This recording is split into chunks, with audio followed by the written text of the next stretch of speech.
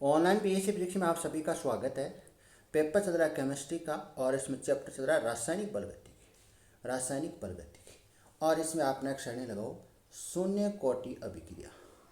शून्य कोटि अभिक्रिया ये आप नेक्स्ट श्रेणी लगाओ। देखो शून्य कोटि अभिक्रिया का कॉन्सेप्ट क्या है, सबसे पहले ये समझते हैं। देखो ऐसी अभिक्रिया जिसका अभिक्रिया का जो वेग है वो क्रिया कारकों की सांद्रता के क्या होता है, समानुपाती होता है। ये चीज़ हम पढ़ चुके हैं। ये चीज़ हम पढ़ चुके हैं कि अभिक्रिया का जो वेग होता है वो किसके समानुपाती होता है, क्रिया कारकों की सांद्रता के समानुपाती होता है। और जो इनकी जो घात होती है, वो कितनी होती है, क्रिया कारकों की शून्य घात होती है। कौन सी घात होती है, शून्य घात होती है। शून्य घात का मतलब क्या है, यहाँ पर देखो अगर मैं एक के ऊपर शून्य लगा दूं तो इसका मतलब क्या है, मान 1 है। अगर मैं बी के ऊपर क्या लगा दूं, शून्य लगा दूं तो इसका मान क्या 1 है। इसका मतलब अगर मैं सी के ऊपर क्या लगा दूं, शून्य लगा दूं तो इसका भी मान क्या है, 1 है। अगर मैं क्या करूँ, क्रिया कारक है, क्या है, क्रिया कारक है, और क्रिया कारक की घात के ऊपर क्या लगा दूं, घात कितनी है, शून्य है, तो इसका मान कितना, 1 है। ये आपको कॉन्सेप्ट आना चाहिए। तो देखो ऐसी अभिक्रिया जिसका अभिक्रिया का जो वेग है वो क्रिया कारकों की शून्य घात के क्या होता है, समानुपाती होता है। शून्य घात के समानुपाती होने का मतलब यहाँ पर यह है कि जो अभिक्रिया का जो वेग है वो क्रिया कारकों की सांद्रता पर निर्भर नहीं करता है। क्रिया कारकों की सांद्रता पर निर्भर क्यों नहीं करता है, क्योंकि अगर किसी भी कोई हमारे पास कोई मान है और उसकी पावर क्या है, 0 है, तो उसका मान कितना हो जाता है, 1 हो जाता है। 1 हो जाता है। इसका मतलब क्रिया कारक नहीं रहता है, क्या हो जाता है, 1 हो जाता है। यहाँ पर क्रिया कारक की सांद्रता कितनी हो जाएगी, 1 हो जाएगी। तो क्रिया कारक की जो सांद्रता है वो अभिक्रिया वेग पर निर्भर नहीं करती है, शून्य घात कोटि अभिक्रिया। तो देखो ऐसी अभिक्रिया जिसका अभिक्रिया का वेग क्रिया कारकों की शून्य घात की क्या होता है, समानुपाती होता है। अर्थात इन अभिक्रिया का जो वेग है वो क्रिया कारकों की सांद्रता पर निर्भर नहीं करता है। निर्भर क्यों नहीं करता है, क्योंकि क्रिया कारकों की जो घात है वो कितनी है, शून्य है, और घात शून्य होने के कारण इसका मान कितना हो जाता है, 1 हो जाता है। तो यहाँ पर अभिक्रिया का जो वो वेग है वो शून्य कोटि अभिक्रिया में अभिक्रिया का जो वेग है वो सांद्रता पर है, क्रिया कारकों की सांद्रता पर निर्भर है नहीं करता। ये कॉन्सेप्ट है।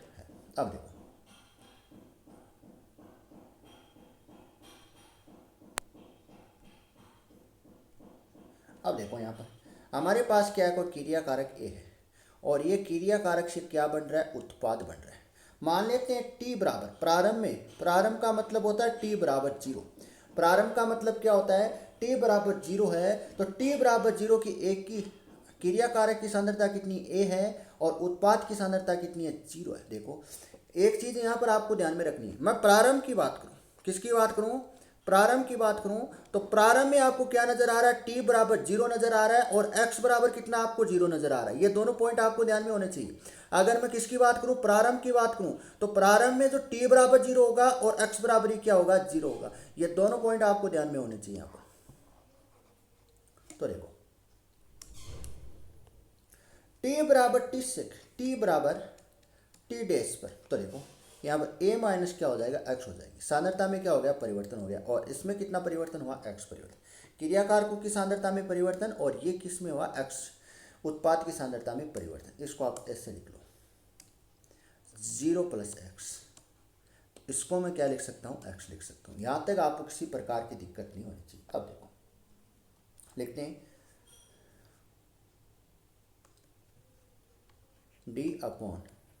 d/dt(x), ये किसके समानुपाती है, क्रिया कारकों की शून्य घात के सांद्रता की क्या होती है, समानुपाती होती है। क्रिया कारकों की शून्य घात के सांद्रता के समानुपाती होती है।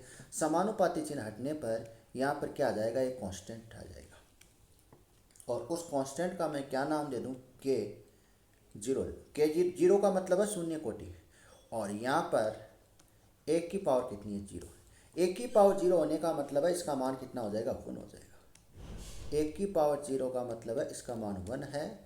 तो d/dt(x) बराबर कितना आ जाएगा, K0 आ जाएगा। देखो अभिक्रिया का जो वेग है वो क्रिया कारकों की सांद्रता पर निर्भर नहीं कर रहा है। इस समीकरण से आपको क्या मिल रहा है, इस समीकरण से हमें ये रिजल्ट मिल रहा है कि अभिक्रिया का जो वेग है वो क्रिया कारकों की सांद्रता पर निर्भर नहीं कर रहा है। ये आपको पॉइंट ध्यान में रखना। तो यहाँ पर मैं एक लाइन लिख सकता हूँ, तो ये आपको समीकरण नंबर 1 दे देना। समीकरण एक शून्य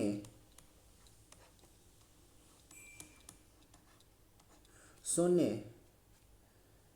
कोटि अभिक्रिया, शून्य कोटि अभिक्रिया की अवकल समीकरण को व्यक्त करती है।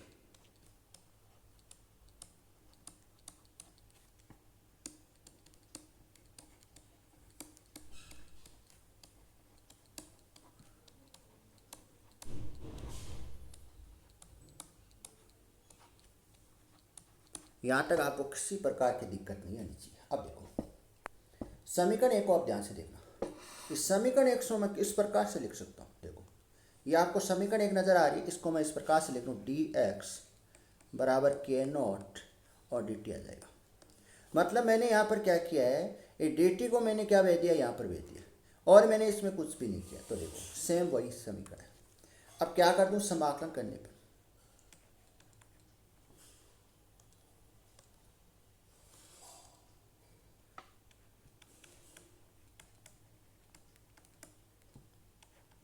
समाकलन करने पर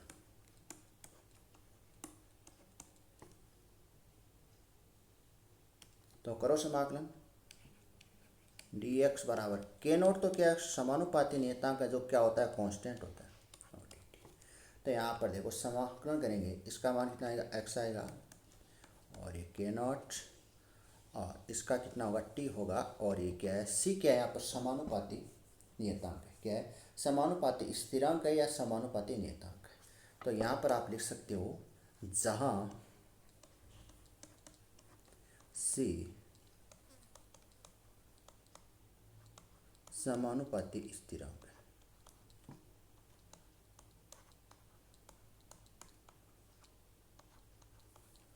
समानुपाती स्थिरांक है। तो लिखो अब यहाँ पर हमें सी का मान ज्ञात करना है। किसका मान ज्ञात करना है, सी का मान हमें ज्ञात करना है।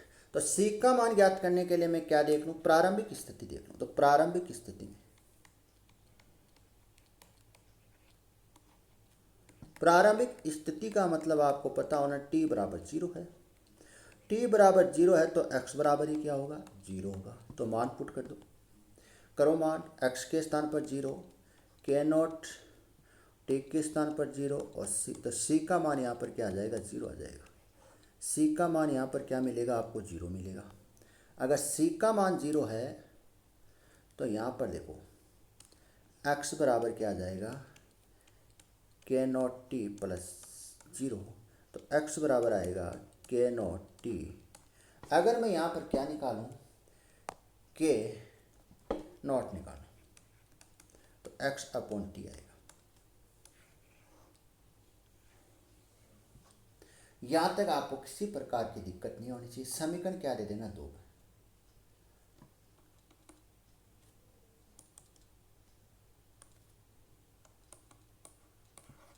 और यहाँ पर लिख देना समीकरण 2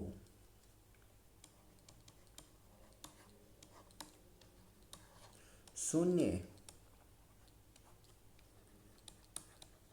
कोटि, शून्य कोटि अभिक्रिया का समाकलित वेग समीकरण है।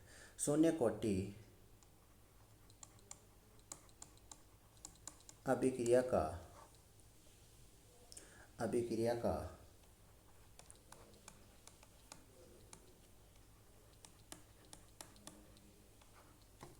वेग समीकरण।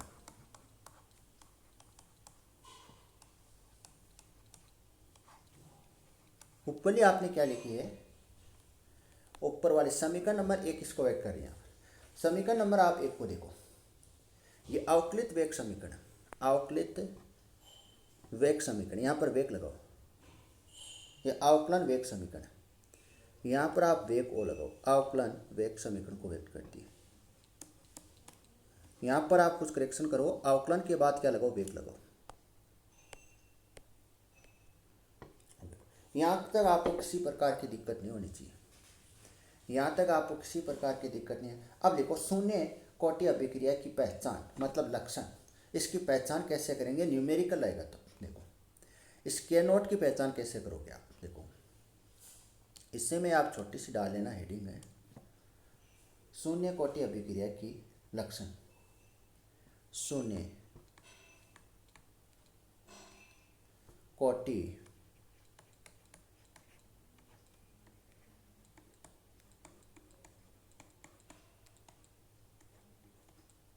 अभिक्रिया के लक्षण, या क्वेश्चन में लिख देता पहचान। पहचान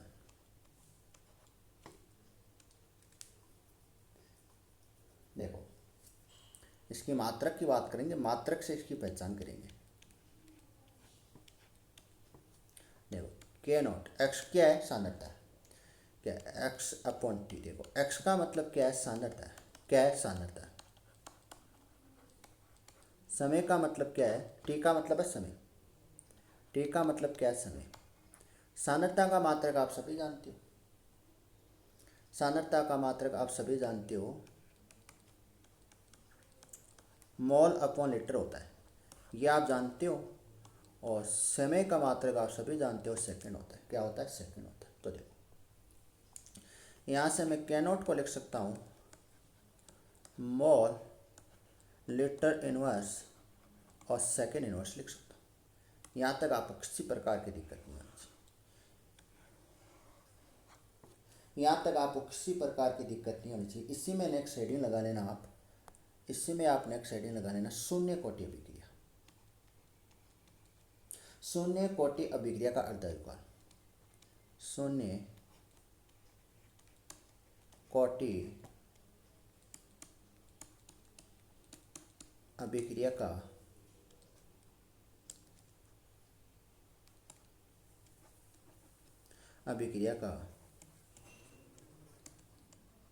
अर्ध आयु काल। देखो देखो शून्य कोटि अभिक्रिया का अर्धायु काल का मतलब है वह समय जिसमें एक अभिक्रिया की आदि समाप्त हो जाती है। मतलब आज अभिक्रिया आदि समाप्त हो जाती है, उसको क्या बोलते हैं, अर्धायु काल बोलते हैं। क्या बोलते हैं, अर्धायु काल का सीधा सा मतलब है अभिक्रिया क्या हो जाती है, आदि समाप्त हो जाती है। मतलब क्रिया कारक है वो क्या हो जाता है, आधा क्या हो जाता है, उत्पाद में बदल जाता है। तो उसको क्या कहते हैं, अर्धायु काल कहते हैं। तो वह समय जिसमें क्रिया कारक की सांद्रता प्रारंभिक से क्या रह जाए, आधी रह जाए। तो इसको लिखना है आपको,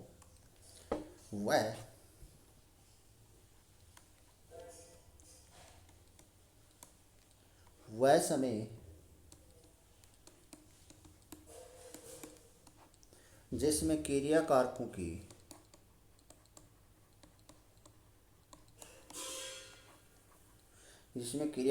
सांद्रता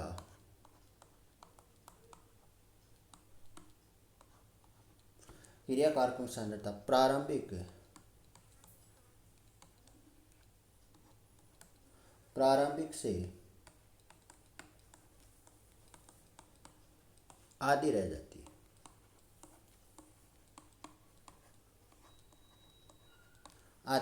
है। मतलब टी बराबर कितना हो जाती है, 1/2 हो जाती है।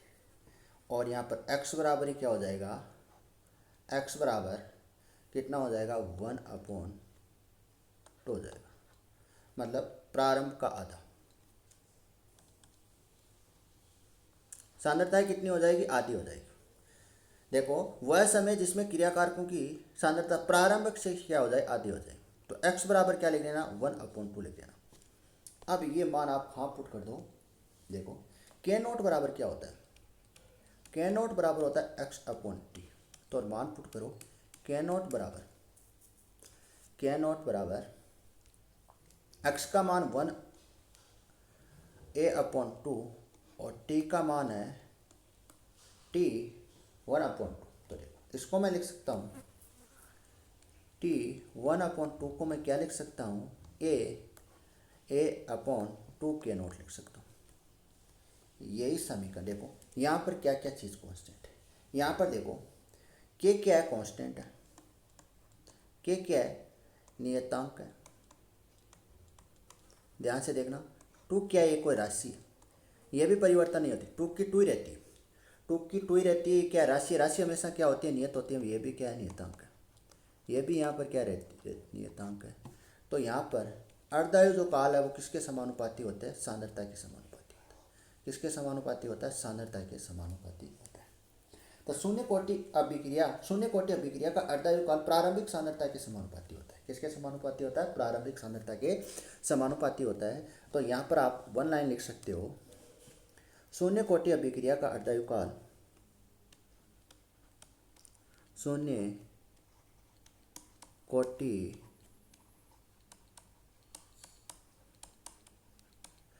अभिक्रिया का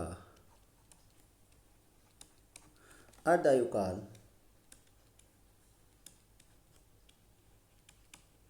अर्धायुकाल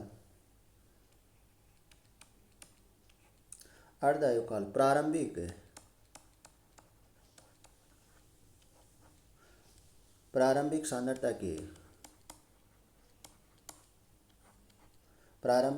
के समानुपाती होता है।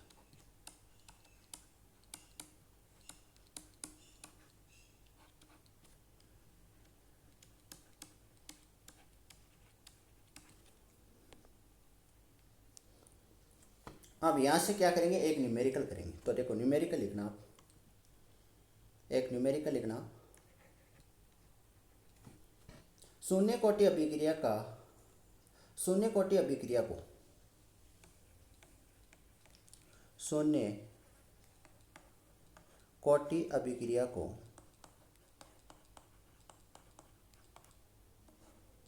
शून्य कोटि अभिक्रिया को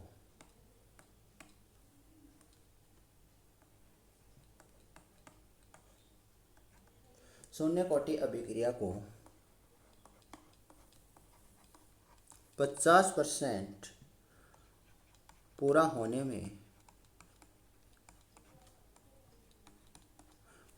में 100 मिनट का समय लगता है।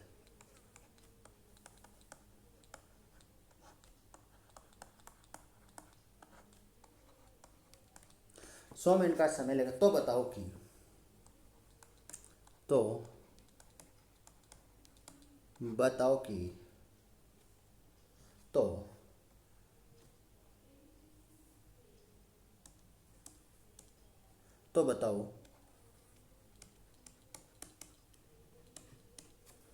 बताओ कि 200 मिनट में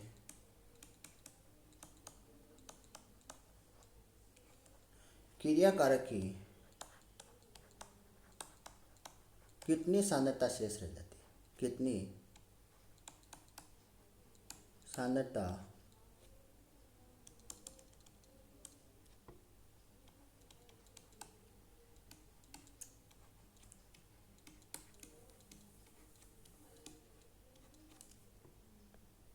रह जाती है।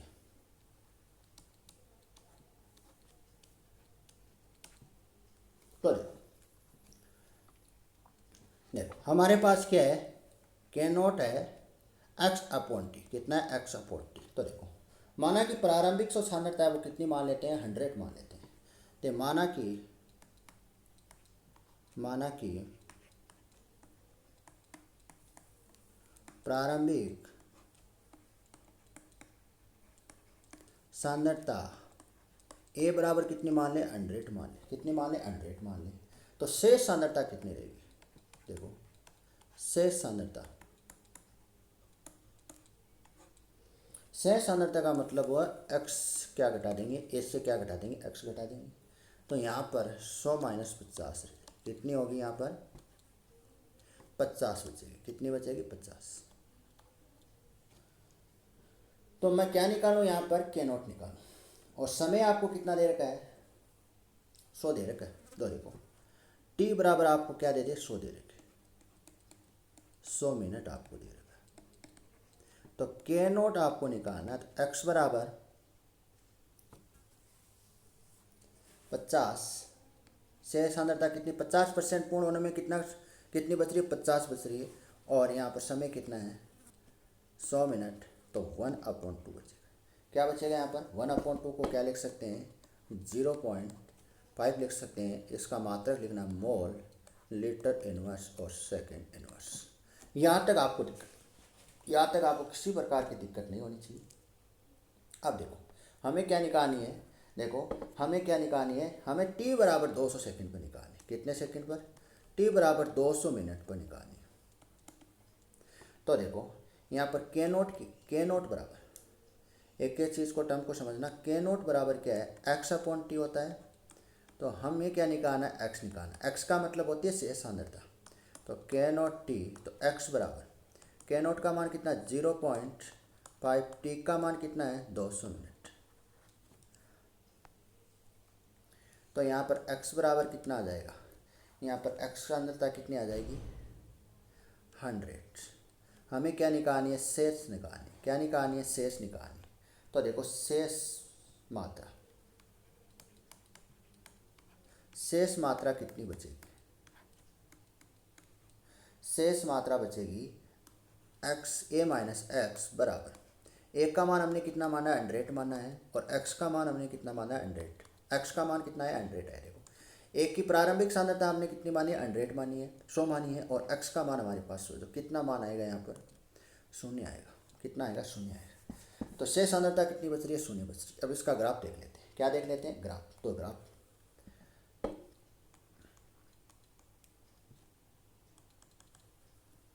इसका ग्राफ देखो आप। क्या देखो, ग्राफ देखो। तो देखो ग्राफ,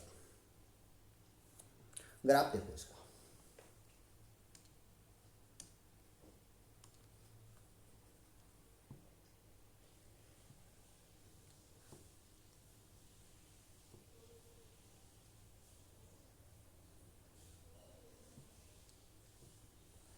ये तो क्या मान लें, एक्स मान लें।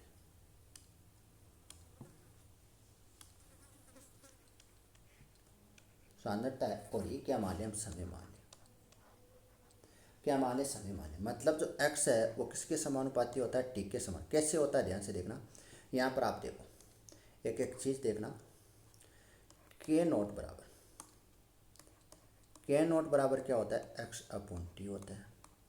अगर मैं टी को क्या ले जाऊँ, इधर लेके आ जाऊँ, देखो टी को मैं इधर लेके जा रहा हूँ, तो एक्स बराबर क्या आ जाएगा, के नोट टी आ जाएगा। यहाँ पर के नोट क्या है, नियतांक है, मतलब कांस्टेंट है। क्या है, नियतांक है। तो एक्स है वो किसके समानुपाती हो जाता है, टी के समानुपाती। मतलब टी बढ़ने पर या एक्स बढ़ने के साथ साथ क्या बढ़ेगा, जितना एक्स बढ़ेगा उतना क्या बढ़ेगा, टी बढ़ेगा। मतलब जितना समय बढ़ेगा उतना क्या बढ़ेगा, एक्स बढ़ेगा। तो यहाँ पर जो ग्राफ आएगा वो क्या आएगा, एकदम सीधा आएगा। सीधा क्यों आएगा, समानुपाती का जो ग्राफ होता है वो इस प्रकार से होता है।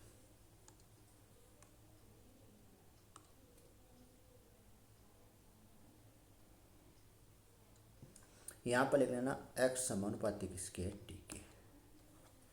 ये क्या हो गया, इसका ग्राफ हो गया। अब देखो एग्जाम्पल देख लो, कुछ एग्जाम्पल देख लेते हैं।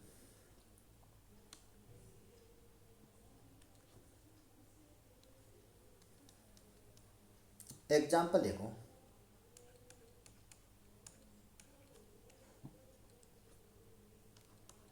फर्स्ट एग्जाम्पल ये, सेकेंड एग्जाम्पल NO2 कितने मोल है, 2 मोल है इसकी। तो देखो इसको गर्म करेंगे, गर्म करेंगे तो 2N2 मिलेगा और O2 आपको मिलेगा। आगे नेक्स्ट देखो NH3 इसके कितने मोल लें, 2 मोल लें, तो N2 गैस अलग निकल जाएगी और 3H2। अब देखो ये क्या एग्जाम्पल है, ये आपकी क्या होगी, शून्य कोटि अभिक्रिया क्या होगी, यहाँ पर कंप्लीट होगी। इसके बाद करेंगे प्रथम कोटि अभिक्रिया। इसके बाद किसकी चर्चा करेंगे, प्रथम कोटि अभिक्रिया की क्या करने वाले, चर्चा करने वाले। और चैनल को अपने दोस्तों के साथ क्या करो, शेयर करो। चैनल को अपने दोस्तों के साथ क्या करना है, शेयर करना है।